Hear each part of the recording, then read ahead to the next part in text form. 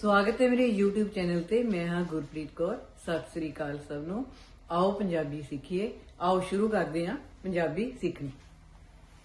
ਸਭ ਤੋਂ ਪਹਿਲਾਂ ਆਪਾਂ ਸ਼ੁਰੂ ਕਰਾਂਗੇ ਹੈਲੋ। ਜਿਵੇਂ ਆਪਾਂ ਇੰਗਲਿਸ਼ ਦੇ ਵਿੱਚ ਹੈਲੋ ਬੋਲਦੇ ਹਾਂ, ਪੰਜਾਬੀ ਦੇ ਵਿੱਚ ਬੋਲਦੇ ਹਾਂ Sat Sri Akal. Good morning. Good morning ਦਾ ਮਤਲਬ ਹੈ ਸ਼ੁਭ ਸਵੇਰ, ਵਧੀਆ ਸਵੇਰ। ਐਵੇਂ ਗੁੱਡ ਆਫਟਰਨੂਨ, ਜਦੋਂ ਆਪਾਂ ਦੁਪਹਿਰ ਨੂੰ ਮਿਲਦੇ ਹਾਂ ਗੁੱਡ ਆਫਟਰਨੂਨ ਹੋ ਗਿਆ, ਠੀਕ ਹੈ। ਤੇ ਜਦੋਂ ਆਪਾਂ ਸ਼ਾਮ ਨੂੰ ਮਿਲਦੇ ਹਾਂ ਗੁੱਡ ਈਵਨਿੰਗ ਹੋ ਗਿਆ। ਹਾਊ ਆਰ ਯੂ, ਤੁਸੀਂ ਕਿਵੇਂ ਹੋ। ਆਈ ਐਮ ਫਾਈਨ, ਮੈਂ ਠੀਕ ਹਾਂ। ਹੈਵ ਅ ਗੁੱਡ ਡੇ, ਤੁਹਾਡਾ ਦਿਨ ਵਧੀਆ ਹੋਵੇ।